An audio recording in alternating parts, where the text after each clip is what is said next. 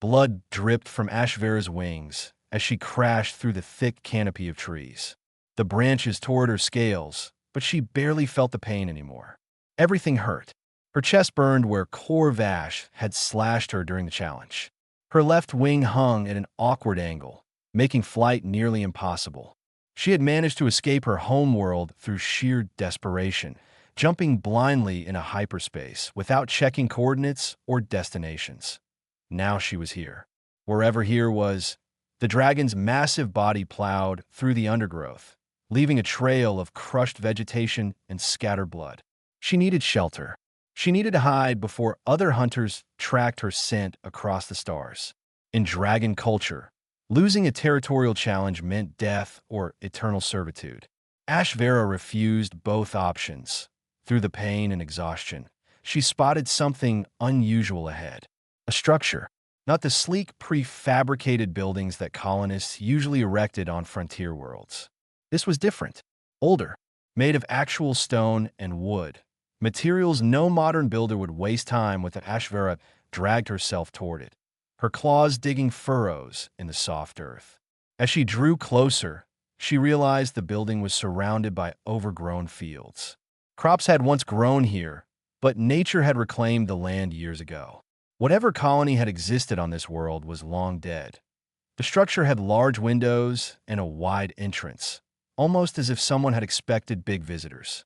Ashvera pushed through the doorway, her wounded body scraping against the frame. Inside, the scent of old paper and wood smoke filled her nostrils. Strange, shelves lined every wall, floor to ceiling. On those shelves sat thousands upon thousands of rectangular objects. Books, some distant part of her genetic memory supplied. Ancient human information storage. But why would anyone keep these when digital storage was so much more efficient? A small light flickered in the corner of the massive room. Ashvera's eyes adjusted, and she saw him. An old human male sat in a worn chair, a book open in his lap. He wore simple clothes and reading glasses perched on his nose. Gray hair covered his head and face. He looked up at the dragon bleeding all over his floor and showed absolutely no fear. "You're hurt," the human said calmly, as if massive dragons wandered into his home every day. Ashvera growled, a warning sound meant to establish dominance. In dragon culture, you either dominated or were dominated. There was no middle ground. The human simply turned a page in his book. "There's dried meat in the storage room to your left. Help yourself if you're hungry. I'll get bandages for those wounds." The dragon stared at him, confused. Why wasn't he running? Why wasn't he calling for help or reaching for a weapon? She had encountered humans before during territorial disputes over mining rights. They usually responded to dragons with either fear or aggression. This one showed neither. "I don't need your help, human," Ashvera hissed, her voice a deep rumble that shook the shelves. "Suit yourself," the man replied. He stood slowly, his old joints creaking, and walked past her massive form without hesitation. "Name's Walter Gray, by the way. This is my library." Ashvera watched him disappear into another room. She could kill him easily, even wounded as she was. One swipe of her claws would end his life. But something stopped her. Perhaps it was curiosity, perhaps it was exhaustion, or perhaps it was the complete absence of threat in his demeanor. The dragon's legs gave out, and she collapsed onto the wooden floor. The impact sent books tumbling from nearby shelves. Walter returned carrying strips of clean cloth and a large bowl of water. He set them down beside her head. "You don't have to trust me," he said quietly. "But those wounds will get infected if you don't clean them. I've lived alone on this planet for 40 years. Haven't had anyone to talk to in all that time. So if you're going to bleed out on my floor, at least let me make sure you do it clean." Ashvera's pride demanded she refuse. She was a dragon, a predator, a being of power and fire. She didn't accept help from prey species. But her body betrayed her. She was so tired, so hurt, and this strange human seemed genuinely unconcerned about the massive creature taking up most of his library floor. "Why aren't you afraid?" she asked finally. Walter smiled, the expression creating deep wrinkles around his eyes. "At my age, there's not much left to fear. Death comes for everyone eventually. If it comes in the form of a wounded dragon, well, I've had worse company over the years. He dipped a cloth in the water and approached her wounded side. Ashvera tensed, ready to strike if he tried anything threatening. Instead, he gently cleaned the blood from her scales, his touch careful and practiced. You know, Walter said as he worked, I've read about dragons. Proud species. Strong. Built for combat and conquest. But I've always wondered if there was more to you than what the books say. There isn't, Ashvera replied, though her voice lacked conviction. We are what we are. Strength is all that matters. Walter paused in his cleaning. If that were true, why did you run instead of fight? The question hit harder than any claw strike. Ashvera had no answer. She closed her eyes as the old human continued tending her wounds, his movements gentle and sure. Outside, night fell across the abandoned colony.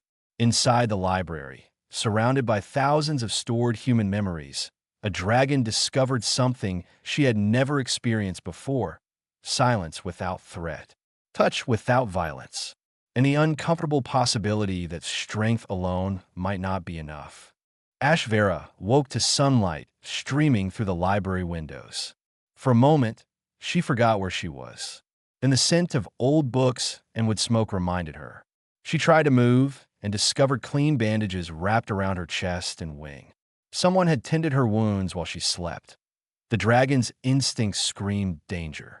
She had allowed herself to be vulnerable, to sleep in the presence of another being. In dragon culture, such trust was fatal. Yet here she was, alive and apparently cared for. Coffee's ready if you want some, Walter's voice came from across the room. Though I suppose dragons don't drink coffee. I have fresh water from the well. Ashvera lifted her head and saw the old human sitting in his chair again, a different book in his hands. A steaming cup sat on the small table beside him. He looked completely comfortable sharing space with a creature that could incinerate him without effort. You bandaged me, she said. It wasn't a question. Seemed like the right thing to do, Walter replied without looking up from his page. Your wing will heal, but it'll take time. The chest wound was deeper than I thought. You're lucky nothing vital was hit. Why would you help me? Walter finally looked at her over his reading glasses. Why wouldn't I? You're hurt and far from home. Same as I was 40 years ago when the colony failed and everyone else left. Sometimes kindness doesn't need a reason. Ashvera struggled to understand this logic. Dragons didn't help each other without expecting something in return. Every interaction was a transaction, a power play, a step toward dominance or submission. This human's behavior made no sense. She looked around the library with clearer eyes. Books filled every available space. Some looked ancient, their covers worn and faded. Others seemed newer but still decades old. The collection was enormous. What is this place? She asked. Walter smiled. This is humanity's first memory system. Before digital storage, before neural implants, before any of that technology, we had books. Written knowledge passed from one generation to the next. Stories, histories, discoveries, dreams, all preserved in paper and ink. Why keep them? Digital storage is superior in every way. Superior for efficiency, maybe, Walter agreed. But books are different. They're physical. They last. They don't need power or maintenance. And they can't be deleted by some computer virus or electromagnetic pulse. These books will be here long after I'm gone. Ashvera considered this. Dragons preserve knowledge through genetic memory. Important experiences and skills were passed down through bloodlines. But this meant only the strongest dragons, those who survived to reproduce, could share their wisdom. Entire lifetimes of experience died with defeated dragons. Dragons of perfect memory, she said. We don't forget anything we experience. But how do you share it? Walter asked. If a young dragon wants to learn from an elder, how does that happen? Through combat trials. The young challenge the old. If they survive, they learn. If they don't, they weren't worthy of the knowledge. Walter closed his book and set aside. So knowledge is earned through violence? Knowledge is earned through strength. Sounds lonely, the old human said quietly. And wasteful. How many brilliant minds have you lost because they weren't good fighters? The question unsettled Ashvera. She had never considered it that way. Dragon culture was dragon culture. It had always been this way. Questioning it seemed pointless. Walter stood and walked to a nearby shelf. He pulled down a book with a faded blue cover and brought it to where HFY lay. Let me show you something different. A way to share experience without anyone getting hurt. He sat down on the floor beside her massive head, seemingly unconcerned about how easily she could end him. Opening the book, he began to read aloud. The story was simple. A young human boy lost in a forest, trying to find his way home. But Walter's voice brought it to life.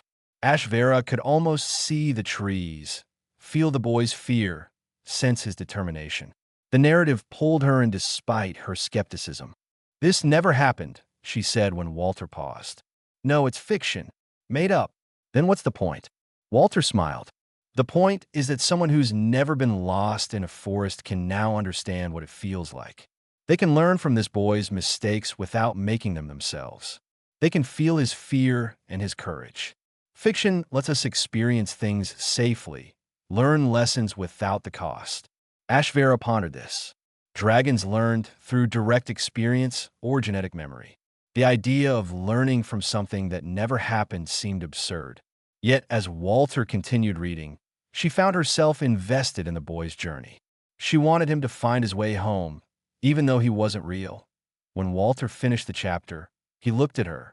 Dragons fight to prove they're worthy of knowledge. Humans write and read to share knowledge freely. Different approaches. "Your way seems weak," HFY said, but there was uncertainty in her voice. "Maybe," Walter replied, "but I'm still here, aren't I? Alone on an abandoned planet, but still here. Still preserving these stories. Still waiting for someone to share them with. That takes its own kind of strength." He stood and placed the book beside her head. "Read it yourself if you want, or I can continue tomorrow. Either way, you're welcome to stay until you heal. I don't get many visitors, and I've got 40 years of reading recommendations backed up." As Walter returned to his chair and his own book, HFY stared at the simple volume he'd left behind. She could read human languages. Most dragons could thanks to genetic memory from ancestors who'd encounter humans. But she'd never read for pleasure, never consumed fiction, never experienced a story. Carefully, she opened the book with one claw and began to read. Outside, the abandoned colony slept under alien stars. Inside, a dragon took her first voluntary steps into a world beyond combat and dominance. 5 days passed in the library. HFY's wounds healed faster than expected, something she attributed to the strange peace of the place. No threats, no challenges, no constant vigilance. Her body relaxed in ways it never had before, allowing natural healing to work without stress hormones interfering. Walter kept to his routine. He woke early, tended a small garden behind the library, prepared simple meals, and read. Always reading. He treated HFY's presence as completely normal, occasionally reading aloud when he found a passage he thought she'd enjoy. The dragon found herself looking forward to these readings. Walter had introduced her to poetry, history, philosophy, and more fiction. Each genre revealed new ways humans process their experiences and shared knowledge. "Why do humans write things that aren't true?" HFY asked one afternoon. She had finished 3 novels and found herself confused by the concept. Walter looked up from his gardening manual. "What do you mean?" "Fiction. Made-up stories. They didn't happen. So why spend time creating and reading them?" The old human set his book aside and thought for a moment. "Fiction lets us explore possibilities. We can examine moral questions without real consequences. We can experience emotions we've never felt. We can understand perspectives we've never lived. It's practice for real life, in a way. Dragons don't need practice. We have instinct and genetic memory. Do you?" Walter challenged gently. "You're here, aren't you? Running from your own kind because you lost a fight. Did your instincts tell you to run? Did your genetic memory prepare you for defeat?" HFY growled softly, but there was no real anger in it. "No, dragons don't plan for defeat. We either win or die." "Exactly. But humans lose all the time. We fail constantly. So we invented stories to help us cope with failure, to learn from it, to grow beyond it. Fiction teaches us that losing a battle doesn't mean losing the war. That defeat can be temporary, that there are always more chapters to write. The dragon considered this. Her entire species viewed defeat as final. A dragon who lost a territorial challenge had no future except servitude or death. There was no redemption, no second chances, no alternative paths. I lost a Corvash, she said quietly. He's stronger, faster, more skilled. By dragon law, I should serve him or die. Instead, I ran. I abandoned everything I knew. Because you wanted to live, Walter said. That's not weakness. That's survival. And maybe there's a story in that. A dragon who chose a different path. Dragons don't tell stories. Why not? The question hung in the air. Ashvera realized she had no good answer. Dragons didn't tell stories because they never had. Because their culture didn't include it. Because strength was all that mattered and stories seemed irrelevant to strength. But was that true? Walter was physically weak by any measure. Old, fragile alone. Yet he had survived 40 years on an abandoned planet through knowledge alone. Through the wisdom preserved in his books. Through understanding how things worked, how to grow food, how to maintain shelter, how to endure isolation. My species is dying, Ashvera admitted suddenly. The words came without thought, a truth she'd never spoken aloud.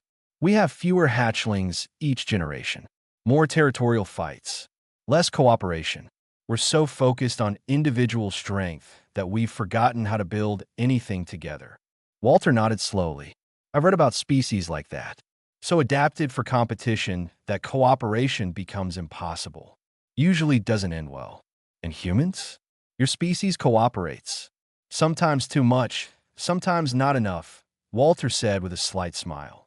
But yes, cooperation is fundamental to human nature. We share knowledge, resources, stories.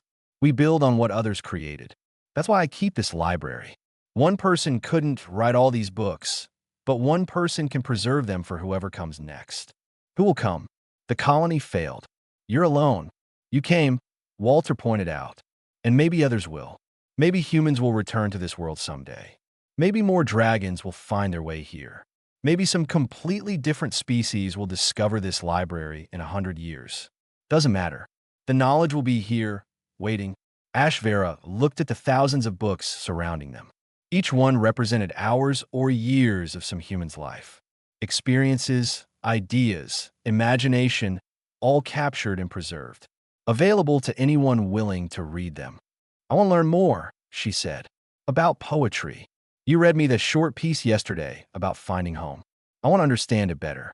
Walter's face lit up. Poetry is interesting because it uses language in ways that go beyond simple communication. It creates feeling and mood through word choice, rhythm, structure. He pulled several poetry collections from the shelves and brought them to where Ashvera rested. For the next several hours, he read and explained, helping her understand metaphor, symbolism, imagery. One poem particularly struck her. It spoke of a warrior who laid down their sword and picked up a pen, who found that words could bridge divides that weapons only widened, who discovered that creating something was harder and more rewarding than destroying something. That's what I'm doing, Ashvera realized, laying down my claws and picking up stories. Is that weakness? Walter asked that Ashvera thought about Corvash, about the endless cycle of challenges and combat among her kind. She thought about dragon civilization, if it could even be called that. Scattered individuals guarding territories, sharing nothing, building nothing permanent. No, she said finally. It's not weakness. It's something my species never learned. We're so strong individually that we never needed to be strong together. We never needed to preserve anything because we could always take what we wanted. But that strength is killing us. Walter smiled. Then maybe you're the first chapter of a new story. A dragon who learned to read. Outside, the sun set over the abandoned colony. Inside the library, surrounded by human wisdom captured in paper and ink, a dragon experienced something her species had never known. Not just stories or knowledge or fiction, but hope. Hope that there were alternatives to the only life she'd ever known. The roar of landing engines shattered the library's peace. Ashvera's head snapped up from the history book she'd been reading. Her instincts screamed danger. She recognized those engine signatures. Dragon ships. Walter looked up from his own book, remarkably calm. Friend of yours? Hunters, Ashvera said, her voice tight. They've found me. 3 dragons landed in the overgrown field outside the library. Ashvera recognized their formation immediately. A hunting pack led by Corvash himself, the scarred male who had defeated her and claimed her territory. Beside him stood a younger female named Silthra and an older male called Dren. They approached the library with the confident stride of predators who knew they'd cornered their prey. Ashvera tensed, ready to fight despite her still healing wounds. She wouldn't go down without resistance. Walter stood slowly and walked toward the entrance. Stay here, he said quietly. They'll kill you. Maybe, but let's see what they want first. The old human stepped outside before Ashvera could stop him. She watched through the window as he positioned himself directly in the hunter's path. 3 massive dragons, each capable of tearing him apart, faced one elderly human standing in front of a library. Good afternoon, Walter said pleasantly. Can I help you? Corvash's eyes narrowed. Human, we seek the failure called Ashvera. Our instruments detected her blood trail to this location. Surrender her, and you will not be harmed. She's healing from wounds you gave her, Walter replied. I'm not surrendering anyone. Dren growled, smoke rising from his nostrils. You don't understand dragon law. Human. She lost her challenge. She owes servitude or death. Her choice to flee has made her an outlaw. I understand perfectly, Walter said. You have laws, but this is human territory, abandoned or not. Different laws apply here. Silthra stepped forward, her voice curious rather than threatening. Why do you protect her? What does a human gain from sheltering a dragon outlaw? Gain. Walter smiled slightly. I gain conversation, company, someone to share my books with. Those are valuable things when you've been alone for 40 years. Korvosh snailed. Books. Human weakness. You trade in lies and fantasies while we live in reality. Do you? Walter asked, because from where I stand, your reality looks pretty limited. Fight, dominate, rule, repeat. Is that all there is to being a dragon? The challenge in those words made all 3 hunters tense. Corvash took a step forward. You dare question dragon culture, pray? I question any culture that destroys more than it creates, Walter replied calmly. Now, you can certainly kill me and take Ashvera. I can't stop you. But before you do, would you like to hear a story? The question caught them completely off guard. Silthra tilted her head. A story, yes. A story about warriors who discovered there was more to honor than combat. It'll only take an hour or so. Then you can do whatever you came here to do. Corvash looked ready to refuse, but Silthra spoke first. I want to hear it. This is foolish, Dren muttered. What harm can one story do? Silthra argued. We've tracked her across 3 systems. We can spare an hour. Inside the library, Ashvera watched in disbelief as Walter led 3 dragon hunters into his home. He offered them water from his well and directed them to sit near the fireplace. They looked ridiculous, 3 massive predators cramped in a space designed for humans, surrounded by thousands of books. Walter pulled a worn volume from his shelves. The cover showed armored warriors standing on a battlefield. He settled into his chair and began to read. The story was epic in scope. It followed 2 kingdoms at war, their soldiers conditioned to hate each other from childhood. The protagonist was a young warrior who captured an enemy soldier and was ordered to execute him. Instead, the 2 began talking. They discovered they had similar families, similar dreams, similar fears. Walter's voice filled the library, bringing the characters to life. He read of battles and betrayals, of commanders who valued victory over mercy, of soldiers who questioned orders for the first time. The story built toward a climax where the protagonist had to choose between following orders or following his conscience. Ashvera watched the hunters as Walter read. Corvash sat rigid, clearly uncomfortable but unable to leave. Dren pretended disinterest, but his eyes never left Walter. And Silthra leaned forward, completely absorbed in the narrative. When Walter reached the story's conclusion, where former enemies united to stop their commanders from continuing a pointless war. The library fell silent. That's it. Korvosh demanded. They abandon honor for peace. They redefine honor, Walter corrected. They decide that protecting life is more honorable than taking it. That building something together is more valuable than fighting alone. Lies, Korvash spat. Comfortable lies that humans tell themselves to justify weakness. But Silthra spoke softly. Is it lying if it makes you think differently?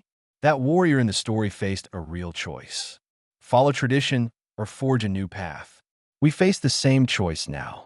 We face no choice, Korvash growled. We follow dragon law. We always have. And where has that gotten us? Ashvera stepped forward from where she'd been listening. Our species is dying, Korvash. Fewer hatchlings every year. More territory disputes. Less cooperation. We're so busy fighting each other that we've forgotten how to be anything else. You speak of weakness because you lost, Korvash accused. I speak of reality because I've had time to see it clearly, Ashvera replied. This human has lived 40 years alone on a dead colony. He has no weapons, no armor, no combat training. Yet he survived through knowledge alone, through these books, through understanding instead of domination. Dren snorted. One human on one planet, not a civilization, but he preserved one, Ashvera said. All this knowledge, waiting for whoever comes next. What have we preserved? What do dragons build that lasts beyond our individual lives? The question hung in the air. Korvash had no answer. Dragons built nothing permanent. They claimed territory, guarded it, fought over it, and when they died, other dragons claimed it. Nothing accumulated. Nothing grew. Generation after generation, the same patterns repeated. The Silthra stood slowly. I want to learn more. About these books. About this different way. Traitor, Korvosh hissed. No, Silthra said firmly. I am tired. Tired of fighting. Tired of proving myself again and again. If there's another path, I want to explore it. Korvash's roar shook the library walls.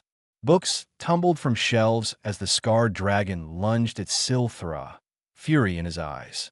You dare abandon our ways for human fantasies? Ashvera threw herself between them, her healing wounds screaming in protest. Stop. This is exactly what I'm talking about. Violence as the only response. Combat as the only language we speak.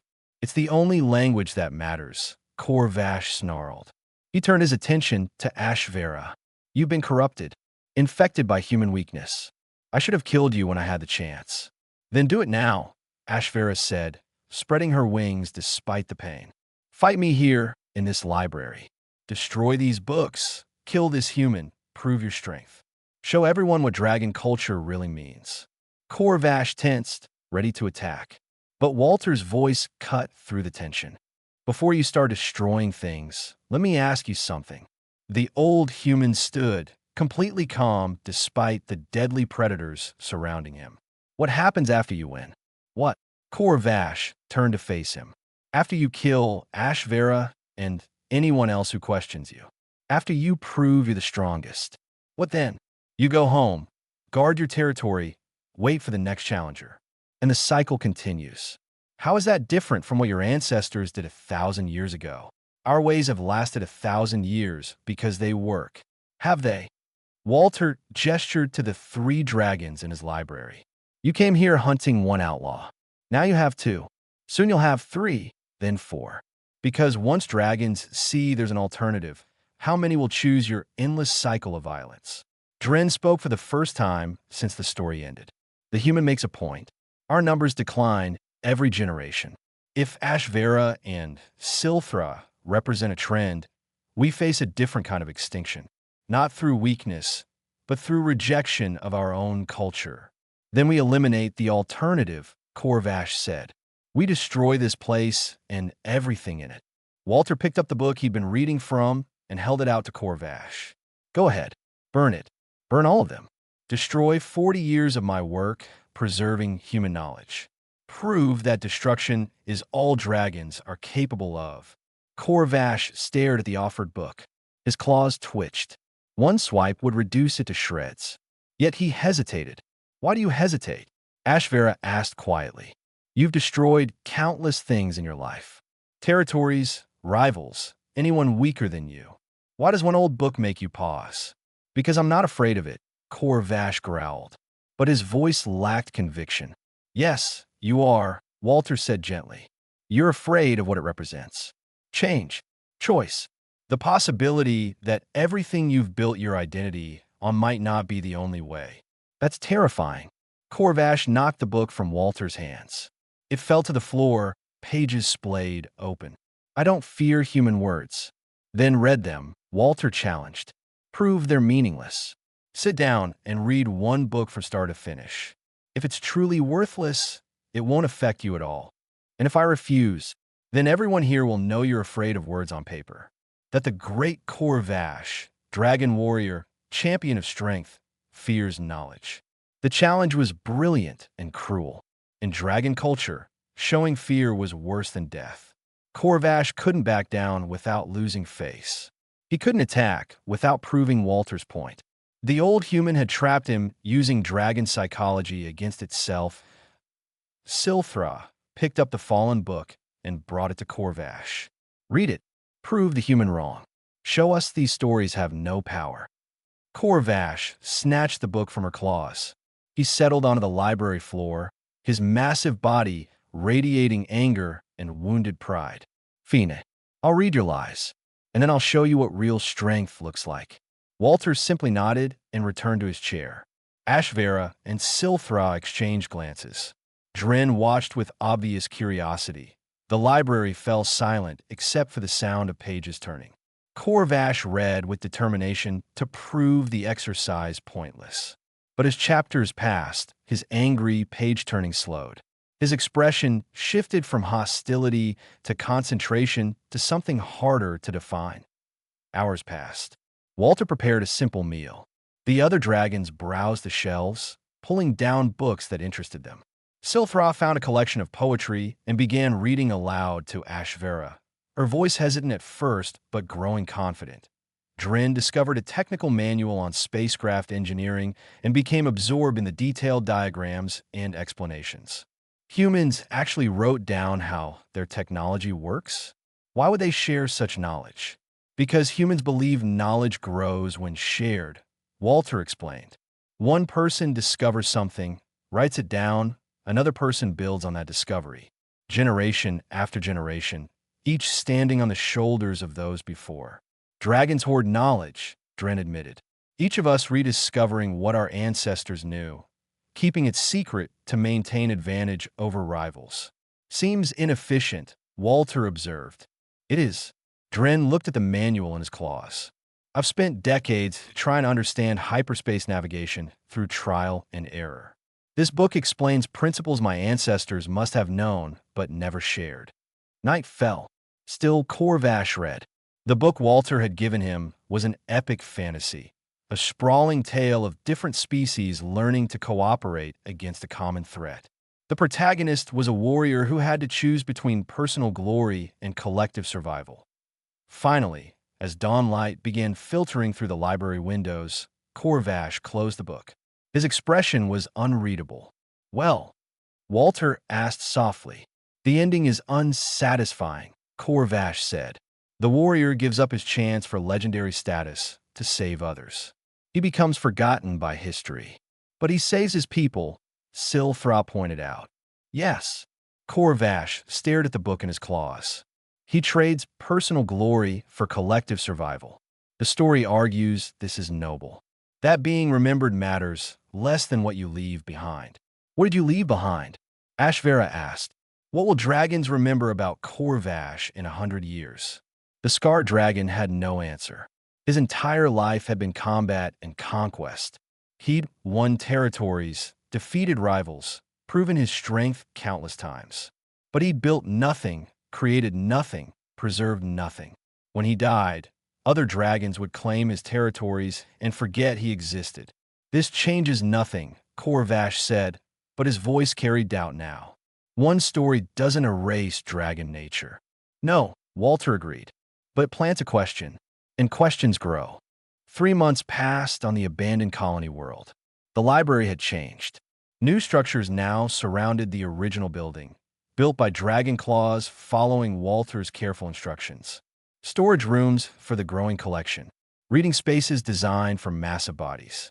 A workshop where dragons learn to repair and preserve old books. Point 12 dragons now lived around the library. Word had spread through unofficial channels. Dragons who were tired, who questioned, who wanted something different. They came seeking refuge and found purpose instead. Walter taught them everything. How to read, how to write, how to think about stories and ideas. Ashvera became his assistant, helping newer arrivals adjust to a life without constant combat. Silthrod discovered a gift for poetry, her verses exploring dragon culture with fresh eyes. Even Drin contributed, using his engineering knowledge to improve the library's infrastructure. Corvash remained, though he never fully embraced the transformation. He read constantly, argued frequently, and challenged every idea presented. But he stayed, and slowly, grudgingly, he began writing. His brutal honesty about dragon culture produced the most unflinching examination of their species anyone had attempted. On a quiet afternoon, a ship appeared in the sky. Not a dragon vessel, human design. A survey ship from the looks of it. Walter stood outside as it landed, the dragons gathering behind him. They'd known this moment would come eventually. The question was how humans would react to finding their abandoned colony occupied by dragons. The ship's captain emerged cautiously, hand near her sidearm. She froze when she saw the scene before her. An elderly human surrounded by dragons, all of them calm and non-threatening. "I'm Captain Richards of the survey vessel Hope's Dawn," she announced. "We're investigating abandoned colony sites for potential reclamation." "What's going on here?" "I'm Walter Gray, last resident of the original colony," Walter replied. "These are my students and colleagues. We've been building something new here." Richards looked at the dragons with obvious suspicion. "Dragons don't build. They conquer." "That was true," Ashvera spoke up. "But we're trying something different now." The captain's hand stayed near her weapon. "How do I know this isn't some trick? Dragons using an old human to lure colonists. You could trust the evidence of your eyes," Walter suggested. "Or you could come inside and see what we've created." Richards hesitated, then nodded. She signaled her crew to stay with the ship and followed Walter into the library. Her eyes widened at the sight of thousands of books carefully organized and maintained. Dragons reading quietly in corners. Written works scattered across tables in multiple languages, including dragon script. "What is this place?" she whispered. "A library," Walter said simply. "A place where knowledge is preserved and shared freely across species. We call it Haven Library." Silthrop brought forward several books. "These are our writings. Dragon perspectives on our own culture, history, failures. We're creating the first dragon literature. Stories and ideas meant to be shared, not hoarded." Richards picked up one of the volumes. It was Corvash's work, a brutal examination of how dragon obsession with individual strength had crippled their civilization. She read a few pages, her expression shifting from suspicion to surprise. "This is remarkable," she admitted. "I've never seen dragons engage in self-reflection like this." "That's because we never had a way to share it before," Corvash said, emerging from the shadows. "Our culture discouraged questioning. Knowledge was power, and power couldn't be shared. But Walter showed us a different way." Richards looked at the old human. "You did this? Convinced dragons to become scholars." "I just showed them what books could do," Walter said modestly.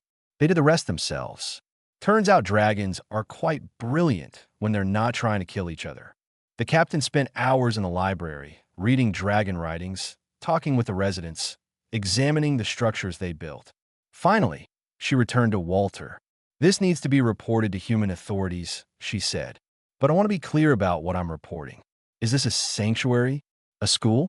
What exactly is Haven Library?" Walter smiled. "It's all of those things. It's a place where any species can come to learn, to share knowledge, to be something other than what their culture demands. We've had 12 dragons so far. Maybe we'll get other species in the future. Maybe humans will return to this colony. You're creating neutral ground, Richards realized. A place outside normal territories and jurisdictions. Exactly. Knowledge doesn't belong to any one species. It belongs to everyone willing to seek it. Richards nodded slowly. I'll tell them. About the library, about what you're building here. It might bring trouble. Governments don't always like places that exist outside their control. Let them come, Ashvera said. We have nothing to hide. Just books and dragons learning to be more than warriors. The survey ship departed that evening with promises to spread word of Haven Library. Walter watched it go, tired but satisfied. You should rest, Ashvera said gently. You've been working too hard lately. Walter smiled, the expression creating familiar wrinkles around his eyes. I'm old, Ashvera. I don't have endless time left, but I need to ask you something important. Anything. When I'm gone, this place needs to continue. The library needs guardians who understand its purpose. Dragons who will protect knowledge instead of hoarding it. Can you promise me that? Ashvera felt something crack inside her chest. She'd known this day would approach eventually, but the reality hit harder than expected. Walter had shown her a different way to exist. He'd given her purpose beyond combat, knowledge beyond genetic memory, hope beyond survival. I promise, she said. We all do. Haven Library will outlast all of us. Dragons will guard these books, teach future generations, share knowledge freely. We'll make sure your life's work continues. Walter nodded, satisfied. Good, because this is bigger than any of us.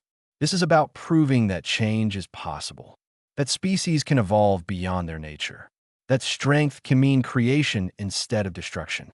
Years later, Haven Library stood as a monument on the colony world. Walter Gray had passed peacefully in his sleep, surrounded by books and dragons. But his legacy lived on.